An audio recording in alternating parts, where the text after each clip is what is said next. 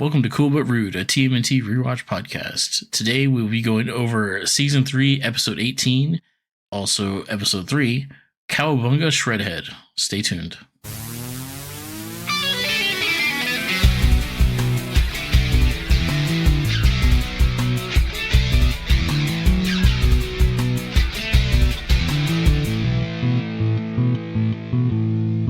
Welcome back, and I'm Christopher. I'm Robert. I'm Mike. And like I said, we're going to be going over Cowabunga Shredhead, which was Season 3, Episode 18 / Season Episode 3, with an original air date of October 18th, 1989. So, yeah, I don't know. This out of order thing is pretty crazy, but it's, we're able to keep up. So just letting everybody know. That's why, this is actually in the continuity of things, Episode 3. I don't know about y'all, but flipping through to find the correct episode I'm watching it on Paramount Plus. Flipping through the episodes to find the right one, I have seen a lot of cool looking stuff in some of the other episodes. Oh, far out, like stuff we should be looking forward to. Yes. Excellent. Sometimes it gets... Definitely. I don't really like it because it kind of spoils what's coming. I know, yeah. Same here. There were definitely got some things where I was like, oh shit, I wish I could have, just seen that. But yeah. This seems like just a killer season all around. Season 3, yeah, it's pretty robust, it looks like. And plus it's got a shitload of episodes. Yeah, 47 episodes. They definitely got that green light. Yeah, they did. So we getting new swag, anything new to talk about before we start doing our power ranking? As a matter of fact, oh snap. You may have heard me, I didn't mention this, but you may have heard me fiddling with it and opening it when as we were getting our call started. I just got Super 7 Sewer Surfer Mike. Oh, cool. Yeah, he's awesome. Nice. Does he have the cool glasses and the shirt? So he's got, no. Well, he does have glasses. They don't really stay on very well. This is him in pure surfer mood. Yes. He's got a surfboard. He's got a shorty wetsuit, flippers and all that. He's also got little tiny sharks, like one on his shoulder, one sticking out of his elbow band. I don't know what's up with that. They're these little baby sharks. There's a crab on his arm. There's an octopus on one of his flippers. There's some sort of eel just kind of attached to his leg. This guy's been, I don't know what he's been doing, but he's got all this shit on him. Yeah, I'm looking at him, and somehow he looks like he's got what are those things that grow on the side of a ship's hull? Barnacles. He does. He's got some barnacles. How fucking long was he in the water? That's what I'm wondering. What's funny is on his back, his wetsuit actually covers up his shell, which is kind of neat. Oh, that's a good touch. He's got a giant surfboard that is slightly taller than he is, and it's nice and thick and feels pretty strong too. Like it's not just going to break. Nice. And different hands that you can switch out an alternate head. He does have nunchucks. They're just covered in seaweed and barnacles and stuff like that. Like I said, I was a little disappointed that the sunglasses, they don't really stay on. You just kind of have to set them on his head and hope for the best. Don't look at him. It doesn't look like those are really gonna be viable. So that's a little bit disappointing, but otherwise he's a really cool looking figure. I've actually had this for a while and just didn't open it till today because I got this when we kind of all got each other stuff around Christmas, and this was part of I bought this whole wave, and that was what I gave you guys presents out of.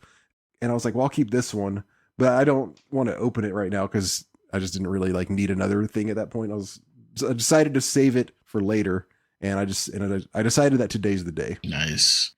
I'm looking at the pictures and I'm seeing these 3 discs, these little multicolored discs. What are those? I don't know. They're little turtle shell looking things. I was thinking they might be kind of wax for his board, but I'm not sure. That's actually my best guess. Now that you say that, okay, that's the best I've got. I don't see any way to attach them to him. They're perfectly flat on the bottom. He could fit one in his hand, I guess. Yeah, I mean, I see he's got like different sized hands, different or like grips. Yes, different grips. I'm sure it would fit in at least one of the grips.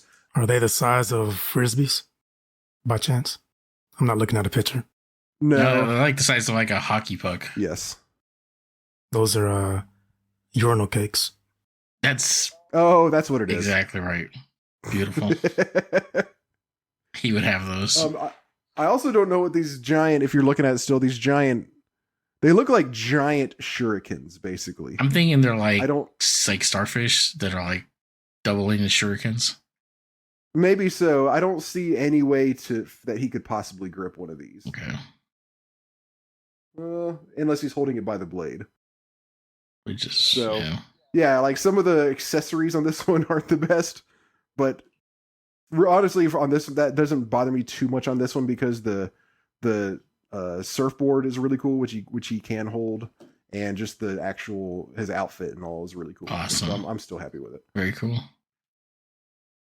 So is it time for the usual power rankings? Power rankings. Mm-hmm. Yeah. We should get like a little anime, like a noise, a soundbite or something. For like A soundbite like of power. Mike yelling about burn. Burn. Like, yeah, it's like con, but it's like burn. Brilliant. There you go. Yeah. All right, fellas, let's see. How about you pick a number between, I'm just going to move the range, 19 to 29.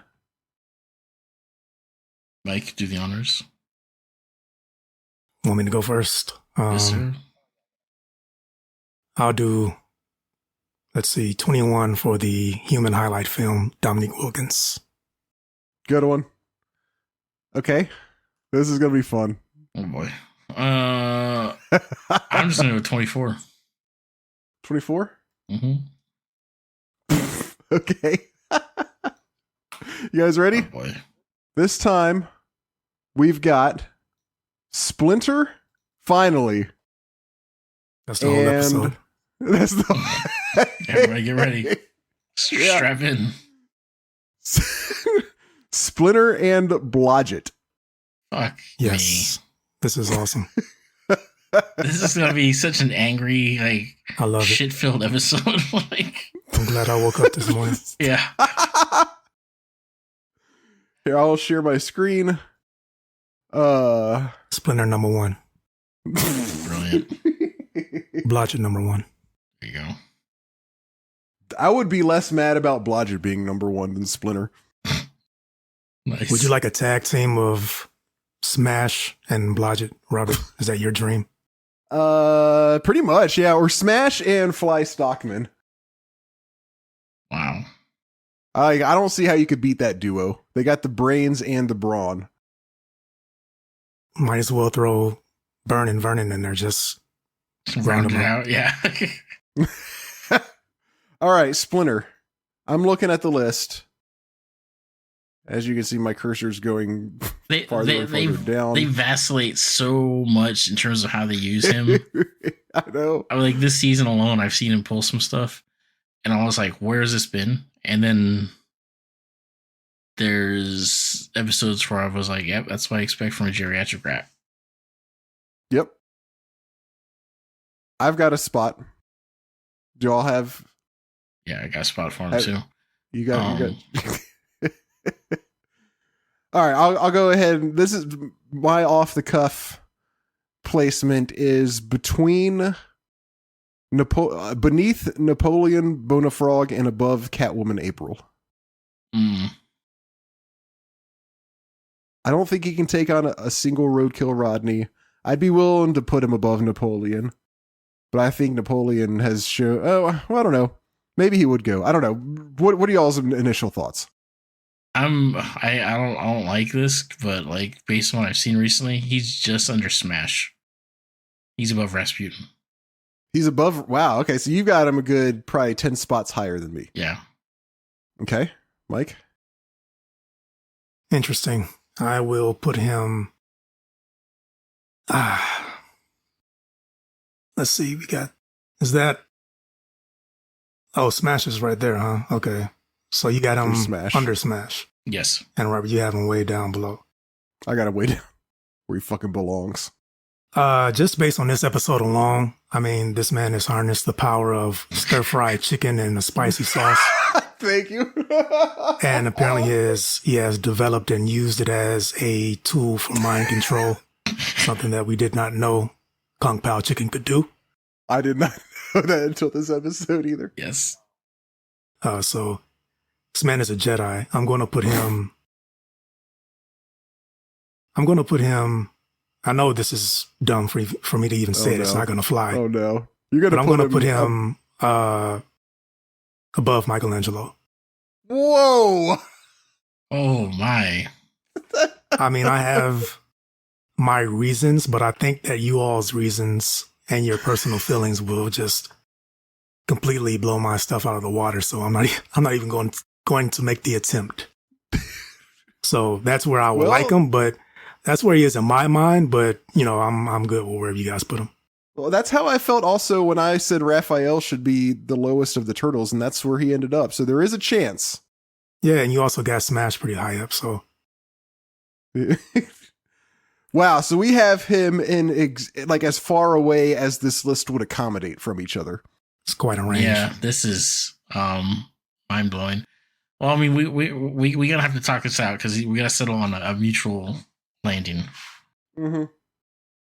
I think we're gonna have to start. I think we should start by gravitating each of us a little bit more towards Chris. Chris, you said sorry. Where again? Just under Smash. Between Smash and Rasputin. Okay. And I'll say real quick that I think just the last episode or the episode before that, we saw him literally beat the hell out of Bebop and Rocksteady. What will you remind me? It was in the basement when he got shot with the medigun, but he got there. He got the jump on him, and they went to get him, and he straight up grabbed Rocksteady and threw him into Bebop.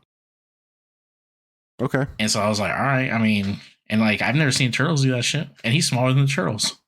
They can do other stuff, and he also all the time he's one-on-one-ing Shredder. Sometimes he loses, sometimes he wins, but he's fighting him. Okay, fair. So I definitely think physically he ranks. Cause that was what I was about to say. I was gonna ask, do you really think he's more powerful than Bebop and Rocksteady? And I guess straight up, your answer is yes. Yeah, it wasn't even like he sucker punched him. They were coming at him and he whooped their ass. Okay. And then he threw his little stick and he fucked up the gun. Yeah. As much as it pains me to put this bullshit guy higher, He's definitely a bullshitter. that's his power. That's his actual power. Yeah. It's just absolute bullshit. I swear I say that every time I see him do something. I'm like, what's this bullshit? What would you guys think about maybe? I don't know. I mean, maybe I was gonna say, how about we move him down one and just put him right below Rasputin and above Rocksteady. But I mean, I guess we haven't seen a whole lot of Rasputin. Like you said, lately he's actually been fairly capable. Maybe I'm okay with that being his spot. Mike, can you stand to go down that far? My official stance, the lowest I'm willing to go is under. Actually, no. I think my spot. I'm firm on my spot, but I'm not gonna argue it. Okay, so you did. So okay, gotcha. So you can't agree that that's where he belongs, but you're okay with us placing him there because.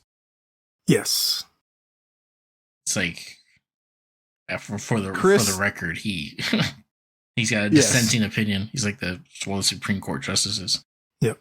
So I don't want to just pass off Mike for a second because we both disagree. So Chris, I'm going to ask you this. As I don't agree with this, but should we go a little more toward Mike and put him above Smash? I would be cool with that. I would say, yeah. I mean, I'm good with that. And Chris, I mean, Mike, you think he should go above Raphael? He's third in my He's ranking. he's above Raphael and below Michelangelo. Okay. Yeah. Okay. Well, then let's do this, and we'll let Mike have a little bit of pull here, Uh-oh. and we'll put him above Smash. Then is that all right, Chris? I hear no dissent, so that's how we're gonna do it. Above then. Smash is cool with me. I don't like it, but I'm willing to. I was about to say this isn't the hill I want to die on. Smash is the hill I actually want to die on, but God. in the spirit of fairness, Well, what are your thoughts on him being above Smash? I think Smash would just walk in and wreck him. I think Splinter would try to pull the shit that he pulled on Bebop and Rocksteady, and Smash would just stand there, and Splinter would like fly off of him, trying to do like that flip through. Wow. Out of sheer strength? Or Yes, okay. that's all he Out has. of writing. I'm happy with this settling that I'm doing because I think him and Smash are probably a good matchup. You got two martial arts specialists, and Smash is pretty strong. So I think he definitely is a formidable opponent for Splinter. So I'm good with where you guys have him. Interesting. Okay, we'll keep him here then. And I can see him being here, especially like we kind of alluded to some of the shit he does in this episode also. This is going to be turned into my burn though. I think we found my burn finally. It's both of you guys is burned. It's Splinter. Okay, Blodgett, where does he go? No, my burn. And this is Blodgett with the helmet. This guy's still an idiot. I think it should be Blodgett with the helmet, right? Yeah, Blodgett without it, With the eye it's of just like Sarnoff. he's below Vernon. I mean, Okay. but with the eye, I don't even remember what he does with that thing. Like he's like I was trying to remember. He like makes a limo. He makes some comic books.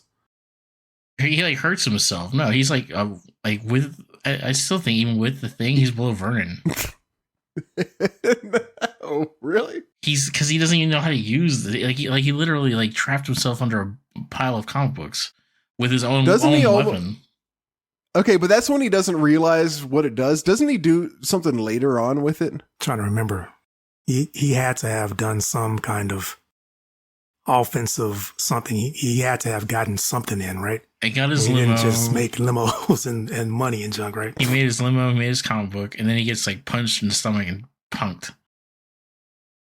Like Shredder just like, ugh, give me that idiot.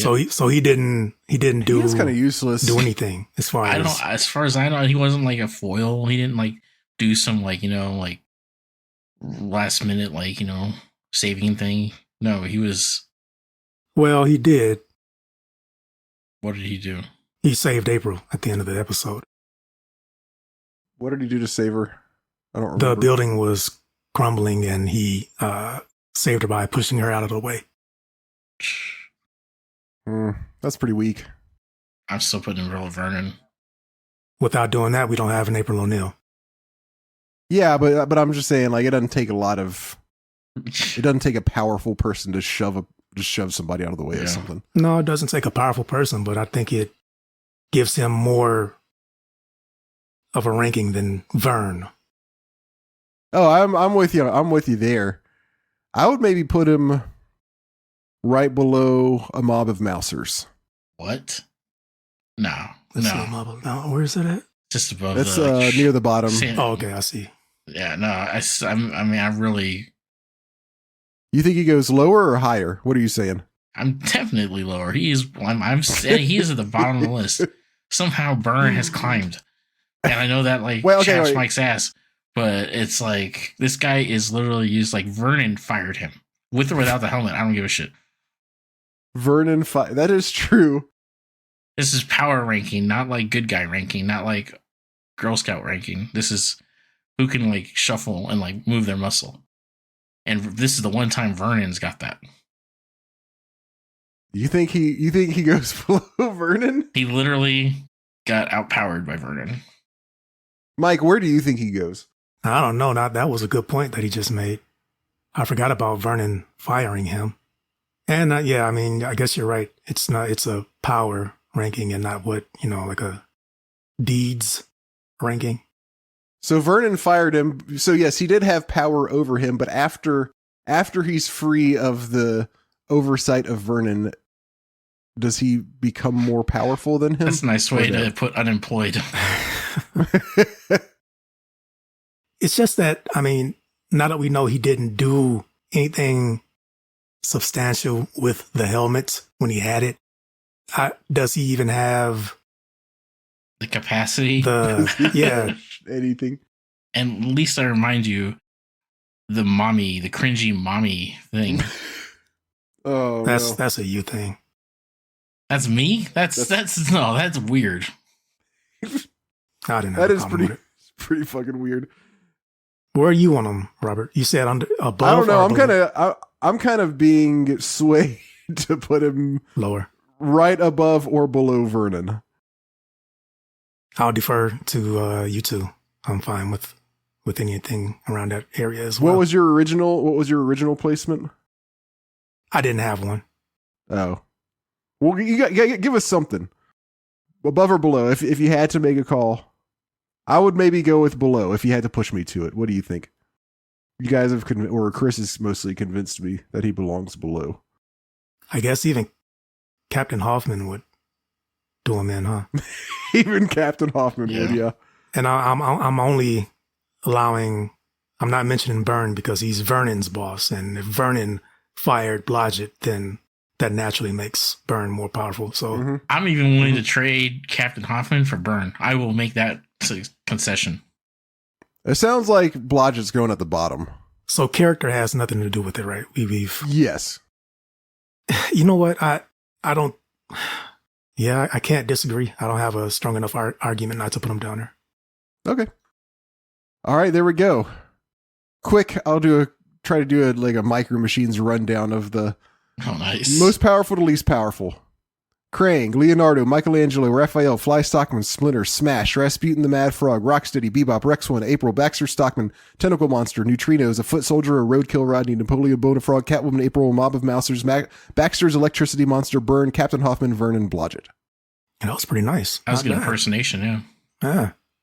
Micro Machines. I mean, that's the fastest I've ever talked in my entire life. Robert's next hobby is going to be auctioneer. Auctioneer, yeah, I can see Give it a couple now. of weeks. Yeah, he's going to finish up his Ghost Recon training, and then. Hey, you was right, Chris. Vern is. You said it in the last episode. I think Vern is climbing in these rankings, and he is slowly but surely. And I'm not sure how much longer I'm gonna be on this podcast. Wow. Damn. Okay. Do we want to get on with the episode then? Yeah, do your rundown. All right. Once again, this is Cowabunga Shredhead. And fair warning, my rundown does seem like is slightly longer for this one. I tried to I really cut out a lot and tried to make it as brief as possible. Somehow it ended up fairly long, so just bear with me. The Turtles have decided that Michelangelo's obsession with pizza has gone too far, because now, after heating up pizza for all of them, he's found eating all of it himself. To solve this, Splinter uses the power of Kung Pao on Mikey, hypnotizing him to no longer crave pizza. Meanwhile, I can't get over this shit.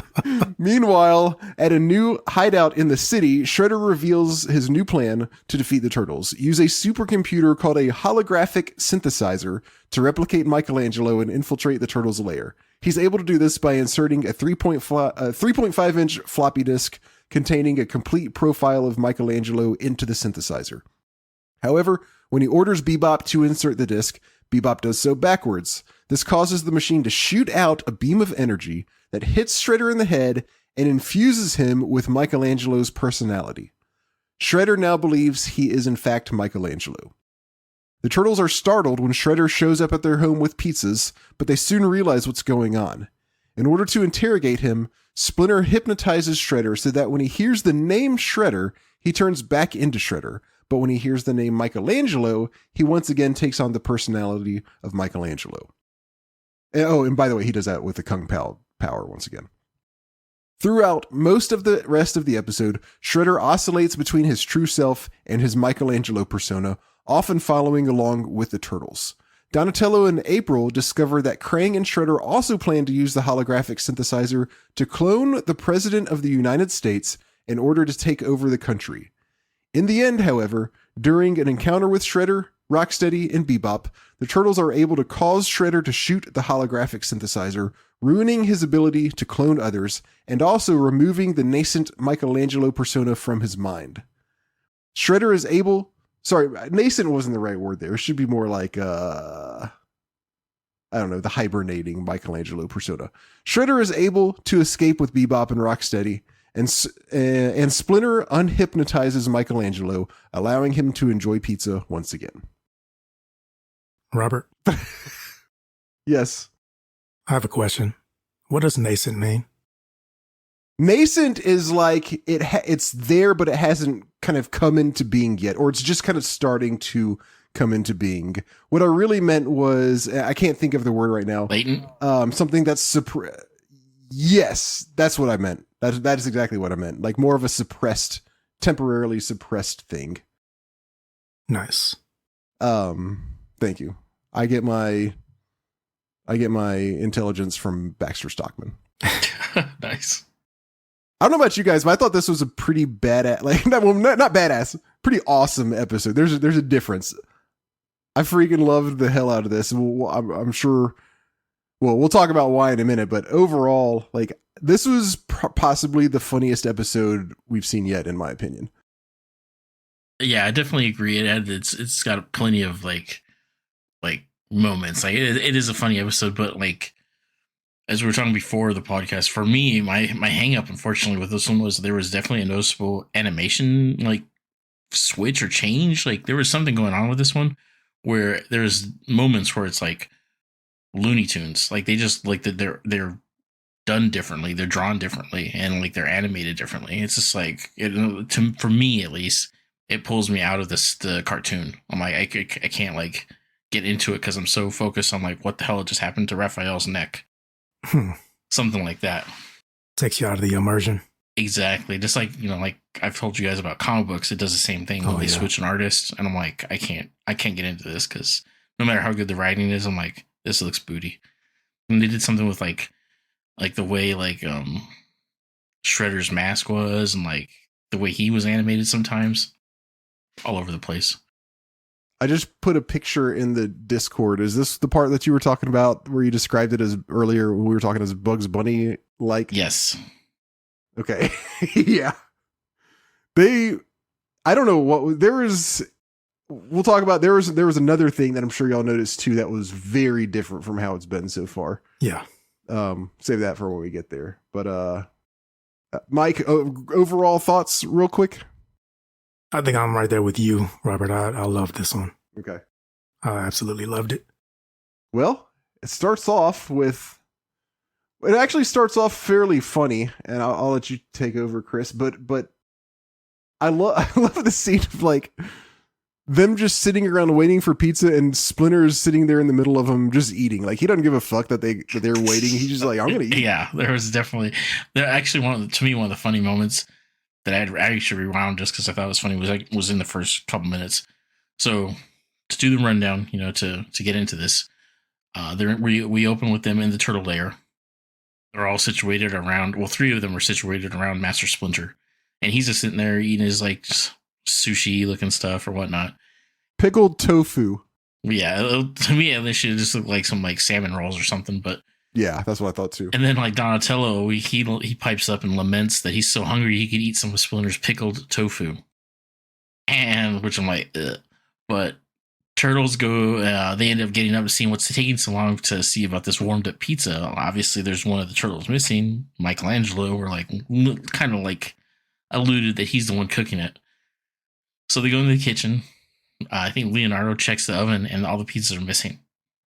And Raphael starts searching around for Michelangelo. He finds her in the cupboard, and Michelangelo goes like, "What's the haps?" Like, what's the haps? I was so glad that they brought back that line. I was like, "That's tight." And then Donatello starts accusing him of eating all the pizzas again. And he's like denying it. And then Splinter's like, you have been warned. Or something like that. Something like ominous. And he's like, now I have to use the Kung Pao.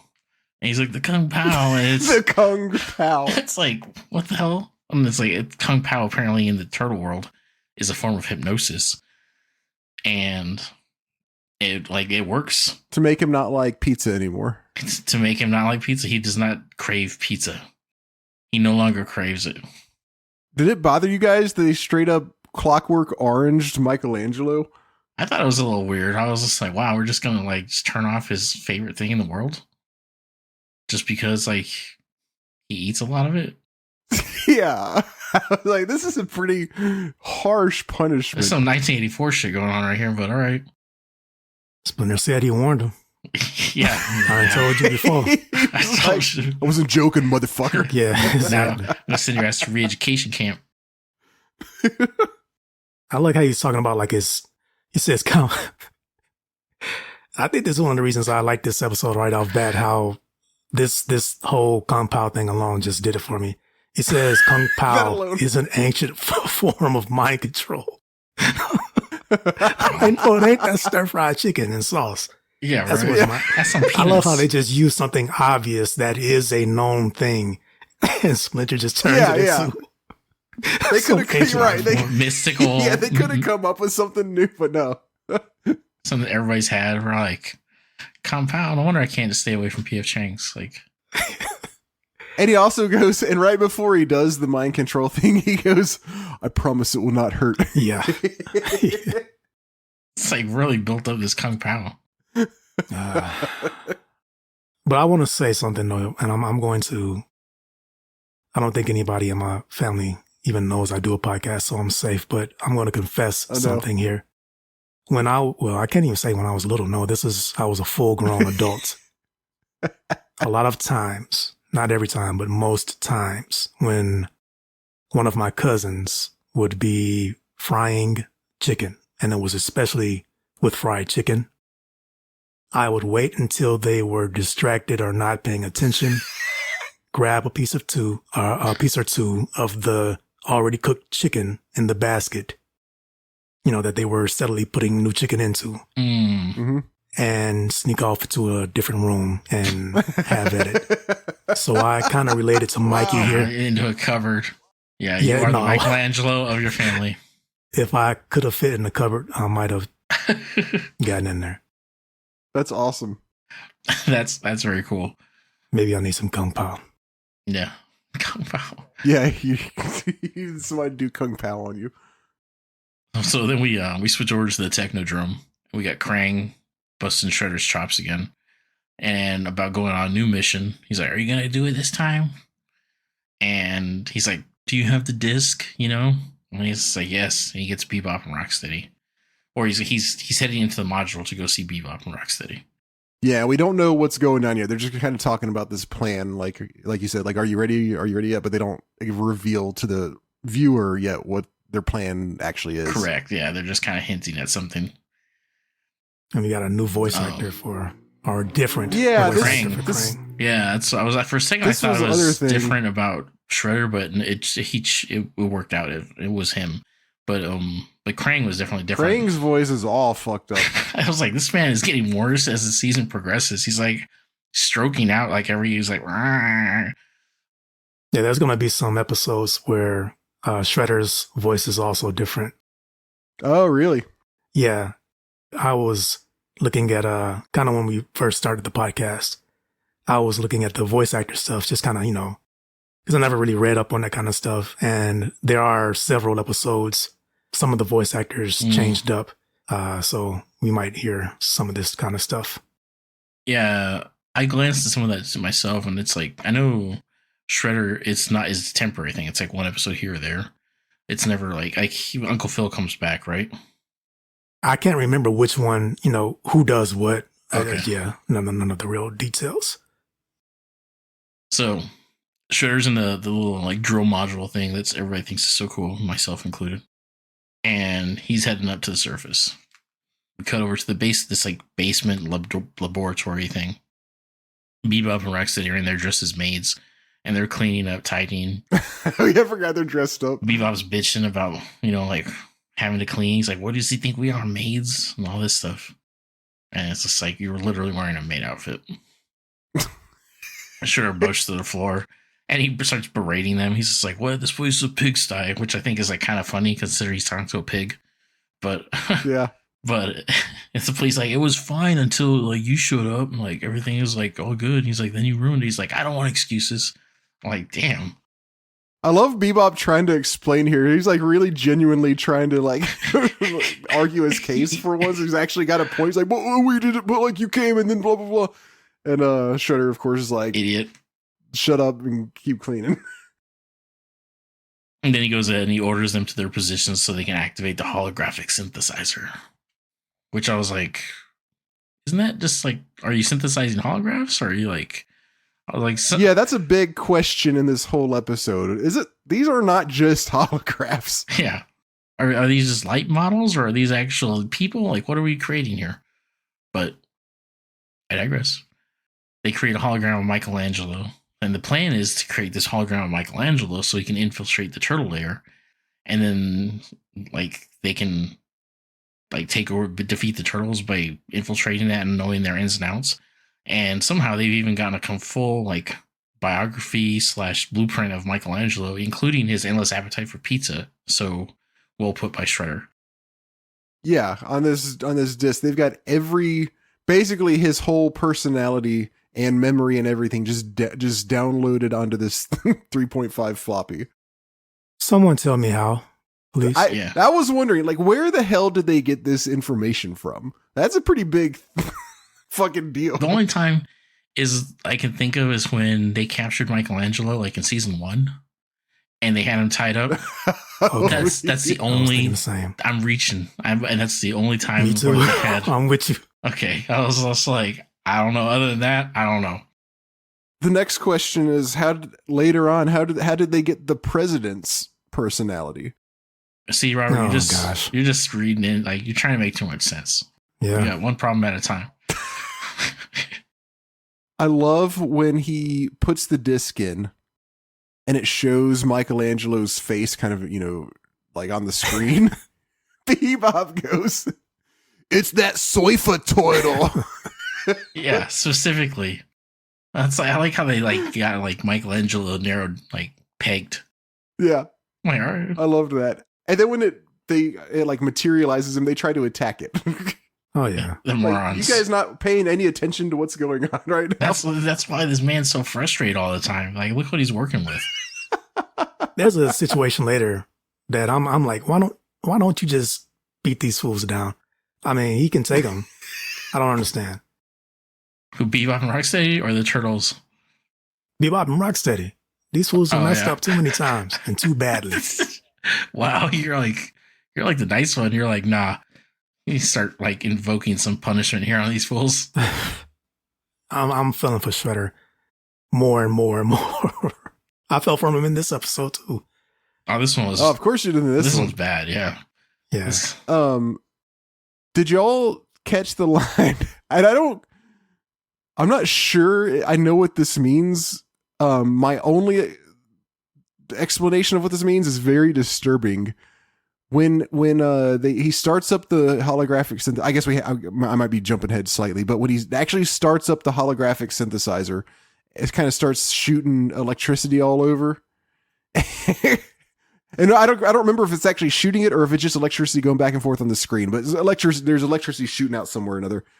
Bebop says it looks just like Christmas time at the state pen. Yes. I was like, that's dark. Like, are they talking about dudes getting electrocuted? So I was thinking, I was just like, whoa. Like, wow. I did not even think of that.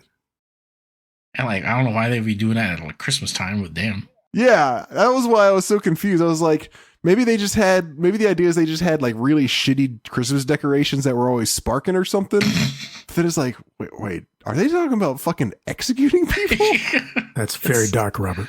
I feel like this season they've hinted more and more at their time in prison. Like they've mentioned it a couple times. So I'm like, whoa, all right. We're really kind of focusing on these guys being criminals. Yeah, I guess we are kind of. Well, all right, that's cool. I mean, they were. Where are the other goons? Like, whatever happened to those guys? The other creations. Oh, the other like mutants that he was trying yeah. to perfect. It's a good question. I'm sure they'll show up. Still in the Technodrome? Just chilling in the Maybe they got like the Krang Baxter treatment, you know? Or it's like maybe just tossed him into the incinerator. Like shit. Maybe they just hang out in the break room on the Technodrome, you know, playing cards with the rock soldiers and the foot soldiers. Chilling out. That's a very nice thought. I hope that's the case. Yes. To counter Robert's terrible thought that he had. Yes. So Shredder instructs Bebop and Rocksteady to go ahead and insert the disc correctly. But of course, it's Bebop and Rocksteady. And they like ram this giant floppy disk into this machine and they force it in there backwards. And it like malfunctions and like it starts like shooting off these like beams of electricity all over the room. And one of them just blasts Shredder right in the head. And now he thinks he's Michelangelo. This is I'm sorry, this is Shredder's fault. This whole thing is Shredder's fault. I mean, he's standing there over their shoulder, watching Bebop about to put this thing in wrong. He hears Rocksteady say, "You're putting it in backwards." And he still just stands there. He hears Bebop say, "Big deal." And then he watches him slam the doggone thing in the drive. Deal. I did not. I didn't catch the big deal. Wow. It's his fault. He just stood there. He was right there. I mean, some blame could be placed on Shredder. I don't know why, but it's like there's something heartwarming about Rocksteady trying to help him out and simply just telling him that he's doing it backwards. I just love that shit. He's like, no. It's probably because he knows he's going to have his ass whooped because they screwed this up. Like, bro, you get us fucking beating in. Like, stop. Yes. So we switch over to the turtle there. And the Kung Pao process seems to have worked on Michelangelo. He no longer craves pizza. Just then, Shredder waltzes in, all animated with like a stack of pizzas. And he's like, "Oh wait, sorry, real quick. I have a question before we get here. I have a question for Mike. They're trying to test Michelangelo to make sure like the Kung Pao worked on him. Yeah. And they offer him a pizza with the works. Okay. To see if he wants to go for it. Does this count, Mike, for our tracker or no? I wrote it down. I say it does, and I was going to pose it to you guys. I say it does. Okay. I want as many normal pizzas on this damn list as possible. Exactly. Okay, put it down right now before you forget. It's on there. Excellent. Okay. So Sherlock waltzes in. He's all animated, doing his like Michelangelo shtick. And he's just like, "Hey, what's up, guys? Like, totally awesome. I got pizza." And he's like saying more Michelangelo words than Michelangelo ever does. I was like, what the hell? Like, he's just laying in all the 80s like surfer jargon lingo. Yep. Tubular and all those and like radical. But it's like, and the turtles are like, what the hell are you doing here? Like, what? And they're about to like start beating this dude's ass. He's just like, what's going on? I live here. And Splinter at that point sees that Shredder has now both Michelangelo and Shredder persona in his head. Like, he's got two personalities now. But one is like sleeping, is like a latent personality. The Shredder one is now, the dormant one. And the Michelangelo is in the forefront. I fucking love everything about this. This is really complicated for a kid's cartoon. I'm just saying, it's like, wow, we're doing the mind control and we're doing like split personalities. This is tight. Well, mostly what I mean is Shredder doing the Michelangelo voice. Yes. It never got old. Oh, the whole episode, I loved every time he did it. I did too. Yeah. Shout out to James Avery. Yeah, James. Oh my gosh, that's what I was thinking this whole time. I was like, man, he is nailing He this. had to have had so much fun doing this because it's like such a break from the traditional like pissed off Shredder. It's so good. And what I also got a big kick out of when he walks in. He's like, "Hey guys, brought some pizzas." And I don't know why I'm doing the fucking auto voice, but Leonardo goes, "It's Shredder," and then Shredder himself freaks out and it's like, "What? Where?" Yes. Pizzas go flying everywhere. It like lands on them. Yeah. Oh my god. Yeah. Yeah. Excellent. So as Splinter is trying to figure out what's going on, and he with the mind situation with Shredder, he brings out the Shredder persona, who starts like throwing down and attacking everybody, but he gets subdued by the turtles, and Splinter turns him back into the Michelangelo persona Through Kung Pao. through Kung Pao. And he informs the turtles, like, none of you ever say the name Shredder. He's like, you don't say it. He's talking to Shredder, and he tells the turtles the same thing. And we're gonna have to just deal with him until we can figure out how to fix this. Like, until, and also figure out what his plan is. Like, we know he's up to some shit. We don't know what. We don't know yet. And now Michelangelo is over here getting pissed. He's just like, dude, like, what? He's just like, no. Like, Yeah.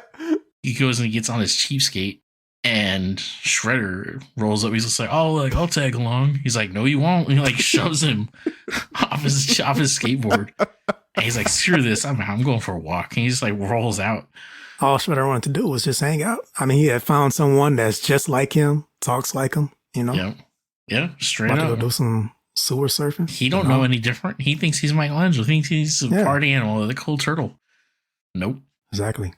Oh, also, real quick, this is something I want everybody to note. As Michelangelo is leaving, they have a back shot of him, and you see that he has his nunchucks on his back.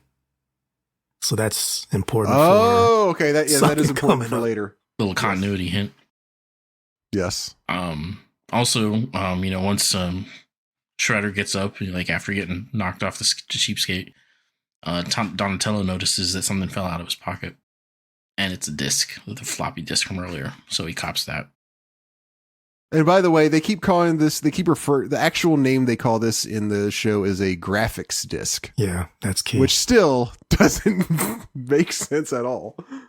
Yeah. I'm going to say that I spent way too long going back and forth, rewinding and watching specific parts where this disc is involved.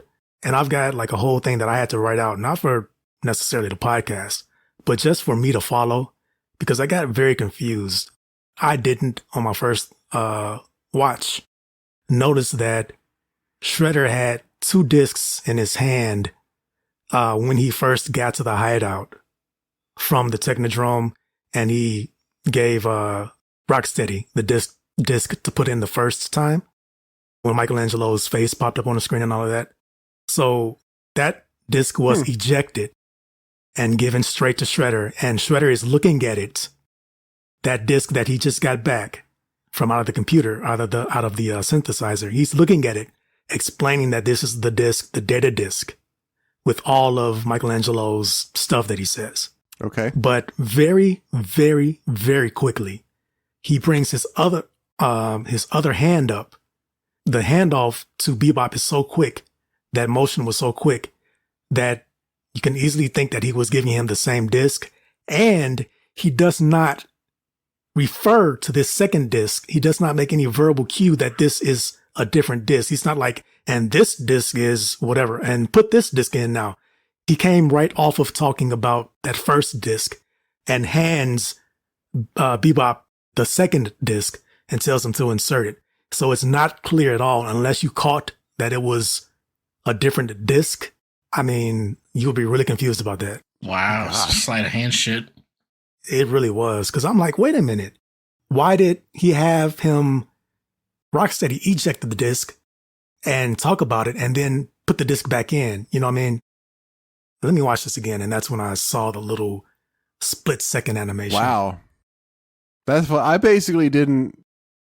I just didn't pay attention to where any disc was or what was going on. It's just like if this showed up, I was like, oh yeah, that's where it belongs. That's what I should have done. I was just kind of like, they keep changing the terminology. I felt like it kept saying data and graphic. Oh, did he call it a data disc sometimes? I think they mentioned there's a data disc, is from what I recall. So, okay. But I was like, okay, so does one of us have the imaging and one of them have the actual profile? Like, I don't know. I mean, all I saw was some big ass floppy.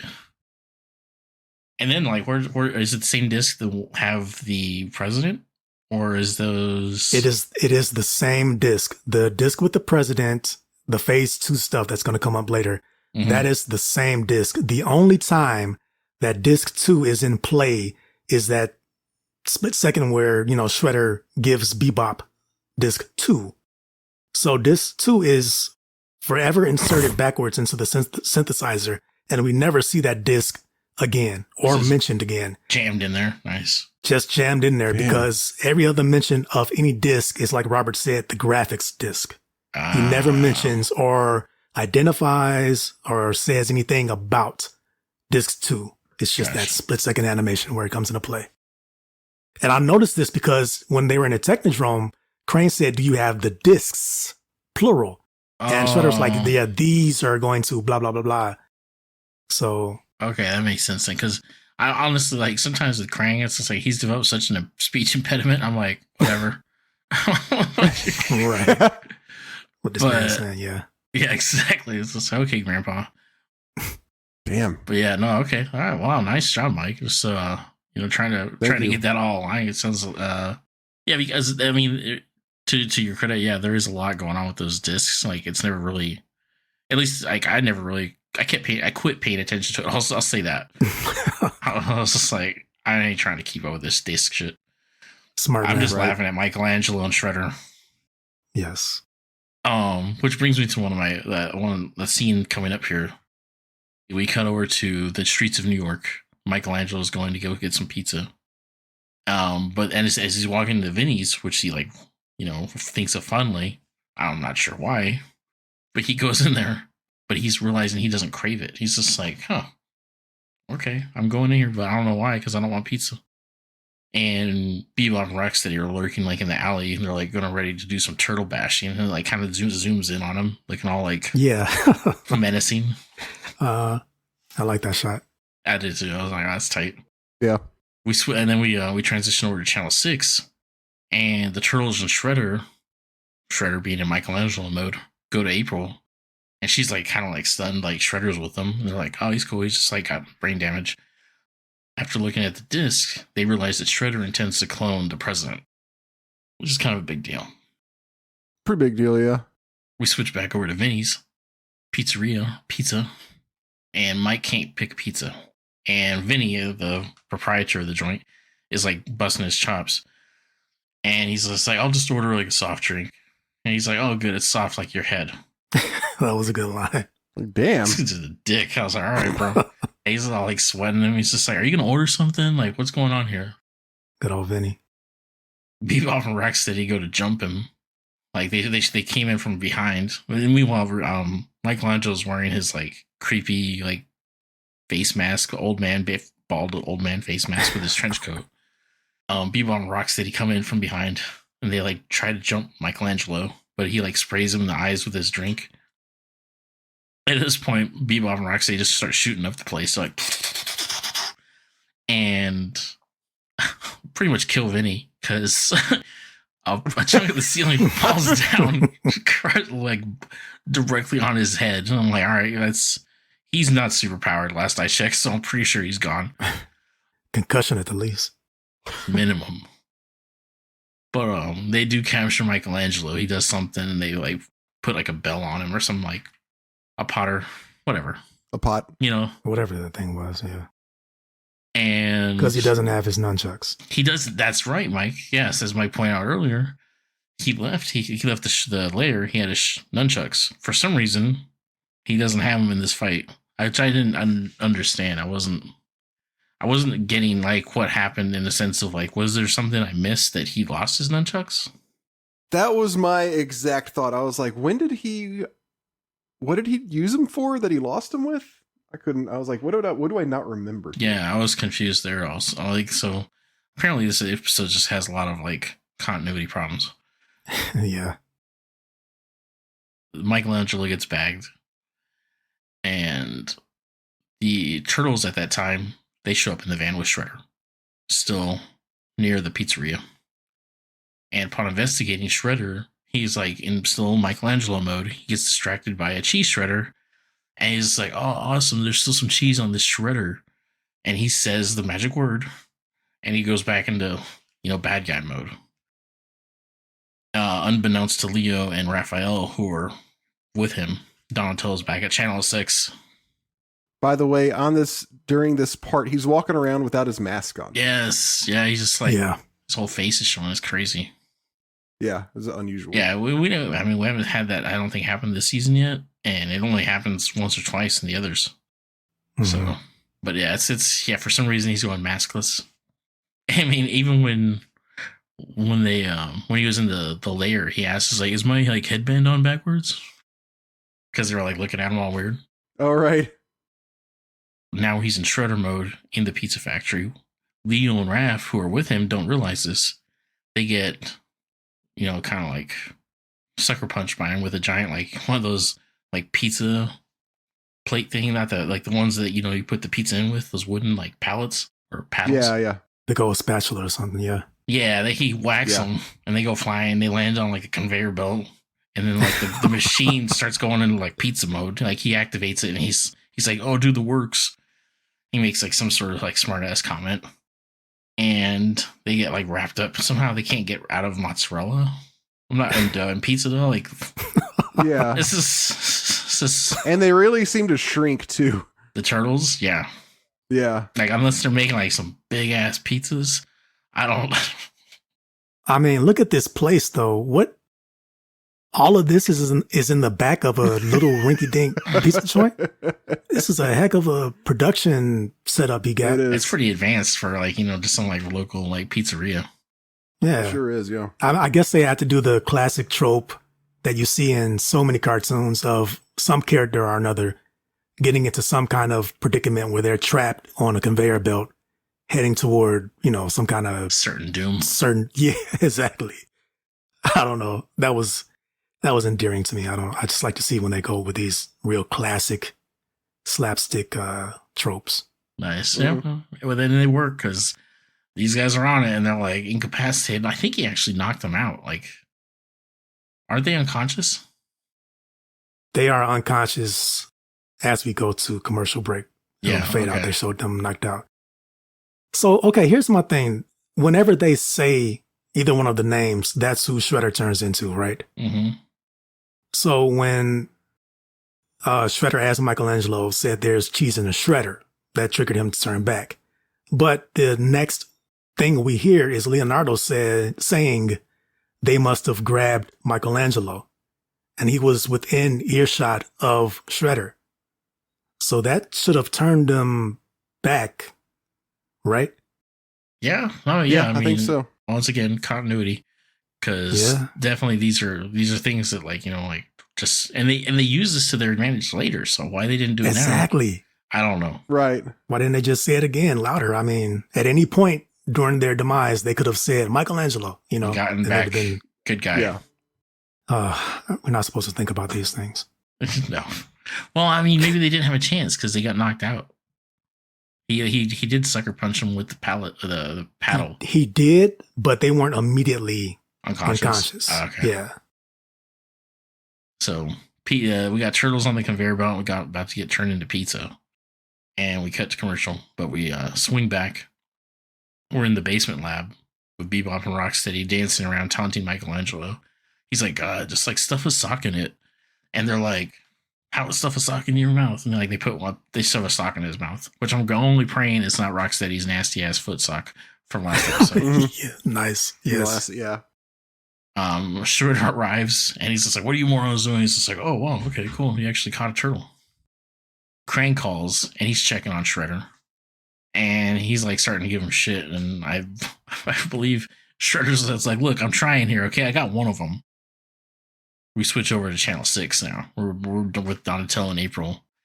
And we learn the second phase of the plan is actually to use the hologram of the president to, take over the world or whatever they plan on doing. Yeah, the exact plan of how this is supposed to actually play out is never explained because I don't think it was thought out. No, I mean, this is so convoluted. It's just like, They're going to use a hologram to, what if somebody goes to shake the president's hand? Yeah, exactly. Like no off limits. And this is only going to work for 4 years max. Like, what is Yeah. that? Right. Yeah. Flimsy. Yeah, this is a weak one. Like, all right, it's some G.I. Joe shit. Donatello's trying to reach his brothers. They're incapacitated though. They're on the conveyor belt about to get cooked. We switch back to the basement lab. Krang's talking about with Shredder. He's like, oh, I'm about to control the most powerful office in the world. And he's like, Shredder, like, he's like, what? You're going to be president? He's like, yeah, you'll be vice president. And Shredder does this thing where he's like, just a heartbeat away. Not bad. He's like, yeah, I love how he was like okay with that. He's like, okay, fine. Yeah, exactly. So, Shredder goes to create the hologram of the president, but he realizes he's lost the disc. He's just like, ah. Cut back to Vinny's. Leo and Raph realize they're about to become pizza. Just then, Shredder shows up to get the disc from them. Raph does say Michelangelo, and he gets Shredder to help them. So he's just like, free us. And he's like, oh yeah, totally, dudes. And he like frees them from their mozzarella prison. Just then somebody, somehow, how did the Shredder persona come back again? Like after he saved him? He doesn't turn back into Shredder until a couple of scenes. Oh, right. Yeah, he stayed as Shredder for a while. Yeah. He stayed as Mikey for a while. Yeah, he stayed as Michelangelo for a while, and then they cook up this another great plan. Another great plan. But no, he does. Donnie arrives. He takes the three of them. Oh, that's Shredder, right. Shredder as Mikey and the other two back to Channel 6. He explains the whole president thing. And then they say, there's only one person who can tell us both sides, because they were trying to find the synthesizer. And they were like, Shredder will know where both of these things are, Mikey and the synthesizer thing. Exactly. So they create this plan and they recreate the whole entire situation with the pizza. And they have Shredder there as Michelangelo, and they instruct him like, all right, Michelangelo, get your gun and point it at us. And he's like, I still think you guys are crazy, not realizing everything. And at that point, they say like, oh yeah, it'd be too bad if like Shredder shows up. He like turns into Shredder and demands the disc and turns this whole thing. And he escapes with the disc, and they follow him. Because the other turtles are watching from the trash cans. Not according to what they drew. 1735. It clearly shows Mikey in one of those garbage cans watching Shredder get away. They swapped him out for Leonardo. Oh, really? Nice. Yeah. Shredder heads back to his basement lab, and he's got the disc. He goes ahead and he throws it in the machine. Unbeknownst to him, Donatello reprogrammed it. And this machine now creates a ton of replica Michelangelos. And of course, Bebop and Rocksteady are morons. And so they just start shooting recklessly with, everywhere. I love this part. Shredder says, stop you idiots, you'll hit something. And Rocksteady goes, like turtles, and just keeps shooting. Yes, exactly. Shredder, this is why I feel bad for Shredder. Mm-hmm. So... And then once again, I haven't seen this move in a minute. Somehow the turtles show up, and Shredder creates a force field around them. And now they're stuck in like electromagnetic force field, like he's Magneto. And they can't break it. They can't get out of it. And thankfully, though, Michelangelo, the actual Michelangelo, who's now reunited with his brothers, but unfortunately is in this bubble, he thinks of a way to stop Shredder, and it's to, make him become Shredder, become Michelangelo again. And so he gets him to blow up his own machine. They're like, oh yeah, like Michelangelo, like shoot the machine. He's like, oh, totally. And he starts blowing it up. Bebop and Rocksteady see this and they're like, oh, it's a turtle disguised as Shredder. Yeah. I was like, oh my gosh, these guys are stupid. Robert, can you reenact the way Rocksteady said his line here? Do you know what I'm talking about? Okay. Yes. Please and thank you. You go nuts or something? I think I did it too Asian. That's too stereotypical Asian. He does it more kind of stereotypical Hispanic is how it comes across. Great. A Puerto Rican rhino. That's great. It was something, man. You got nuts or something? Like I can't do it without the Asian. Right. But I was like, what? Yes. I'm glad you guys noticed that. Mm. It's so weird. Yeah. And then just like The idea is like they capture Shredder now and they haul him away. They're like, oh yeah, Krang will have something to get that turtle out of him or like strip this off of him. Yeah, they're so proud that they quote unquote captured Michelangelo.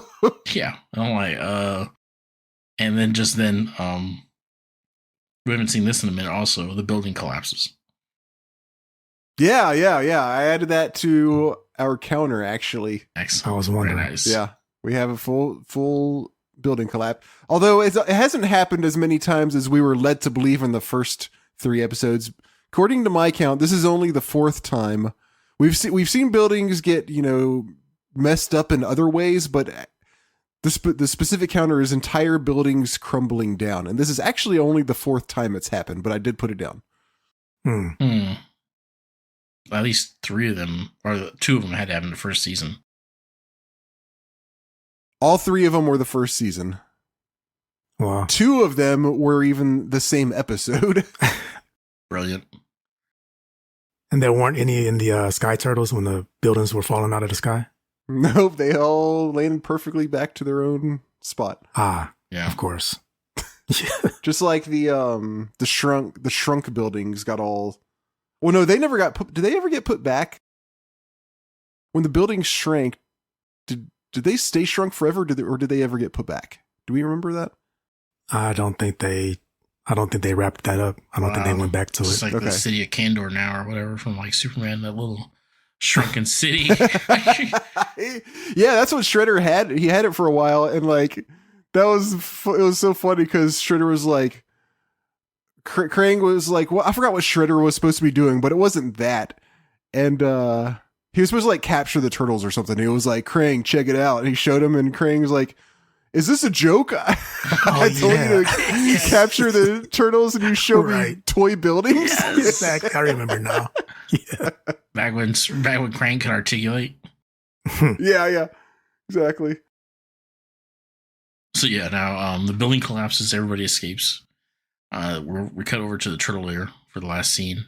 And the turtles are talking to Master Splinter, Leonardo. He's like letting him know, like, we weren't able to capture Shredder this time, Master. And April's there for some reason. And I think they're about to have pizza. Somebody offers Michelangelo. April, I think, offers Michelangelo pizza. And he's just like, oh no, I don't crave pizza anymore. Which is like the Kung Pao line he was instructed with. Mm-hmm. And Splinter's like, oh yeah, I forgot. He like touches him. He's just like, you crave pizza once more. And he like, thanks a lot, asshole. You just forgot. Yeah, exactly. He's like, oh yeah. Returns Mikey to normal, and he starts scarfing pizza like crazy. Like, I never really realized that he is the pizza turtle, and he's just like, rah, rah, rah, like Cookie Monster status over here. Yeah. Everybody just starts laughing. Like, oh yeah, look, it's Michelangelo. That's our Mikey. Yeah. They like ending with everybody laughing at Mikey. That seems to be a running thing. Yeah, that is a becoming a thing, isn't it? Yeah. Well, he's the clown, and he's too busy preoccupied eating, so he doesn't really care. I'm so glad that they realized how funny Shredder as Michelangelo is and just like rolled with it in this episode throughout. It might not have come through so much in our description of it, but that bit happens quite a lot throughout the episode, and it never gets old. Oh yeah, they really lean into it, and I appreciated the fact, like the James Avery, like just really committing to the whole Shredder Michelangelo. He really was. You could tell, like Mike kind of said, you could really tell he was loving it. Yeah. After like kind of going over it with you guys and like, talking it out, actually, I feel like mentally I've like picked this one up in my head, like where I initially was going to score it to like a little bit of higher level. So a little higher. Okay. But yeah, so if we're ready, I give this one 8 slices. Hey, all right. I don't think you even have to ask me. This is a 10. Yeah. Getting really what? What the hell? Like, getting fast and loose with these 10s. It was so funny. It's the funniest thing I've not even just on Ninja Turtles. This is the funniest thing I've seen in a while. It was pretty good. Yeah. Yeah, I think I could have given it higher if I wasn't such a stickler for the animation. But that one That one really was That one held it back for you. that one jacked me up a little bit. Yeah, just seeing some of the things like the way they were drawn, I was just like, can we just at least pick a style? Because it's not only like it was wonky, but it was like wonky and then normal, wonky and then normal. I was just like, ugh. Definitely had that, and the Krang thing was like so weird. Yeah, that was jarring. I don't know if they, if that voice actor is one of the ones that is taking, multiple episodes off or not, but I hope not. It just didn't sound good, I really hope not too. That was actually kind of my Yeah. thought. I was like, oh no, this isn't how it's going to be, is it? Like, Right. could this just be a one-time thing? Like the guy wasn't there this day. Hope so. No, I mean, my 10 is based on the fact I love when shows do this. They have the bad guy switch with a good guy. I love that trope. I'm a sucker for that. And to have it be Shredder with Michelangelo, those two very distinct personalities. I mean, if nothing else happened in the episode, just based on that, it's a 10 for me. I love that trope just that much. And they did it perfectly. I loved it. Nice. Yeah, it's a good trope, and it just happened to work out so well in this specific set of circumstances, like with these two characters. Yes, Very cool. Awesome. So, I mean, that's a pretty high rated episode then. it is. It is. Let me see. I think. Okay, no, it's not. It's definitely not the highest, but we do have a few others that were ranked this high, and I think there's just one that's higher. But yeah, definitely a high. It comes to a 9.3 repeating. Ooh, nice. Got an 80. Yeah. All right. It's a good one. Okay, cool. Yep. All right. Any last words? Anything else about this one before we wrap it up? No, I don't think so. I'll reiterate that I'm very glad we get a normal ass pizza added to the list. Tell me about it. After that anchovy thing? Yeah. I think that's unanimous. We were not happy with that one. No. Unfortunately. No. I was giving it a fair shot too. I was like, you know what? This is something people eat. Can't be that bad. hmm It wasn't that bad, but it wasn't good. It wasn't like, the thing is, it wasn't bad enough to be like, oh my God.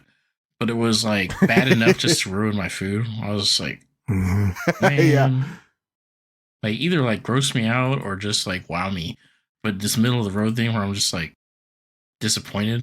Yeah. That's how come it's just like there was no like either way. I was like, I need extremes if I'm not going to eat my food. Yeah. Yep. Good point. Oh, last thing for me is today is National Pizza Day. This is really. What? Yeah. So let's pour out a slice for our homies. There we go. Well, damn. Yeah, we shall treat ourselves. Get the works. I'm truly thinking about it. It's an option. hmm Well, on our next episode, we're going to be going over season 3, episode 19. So y'all keep up. Invasion of the Turtle Snatchers. Thank you, everybody, and see you next time.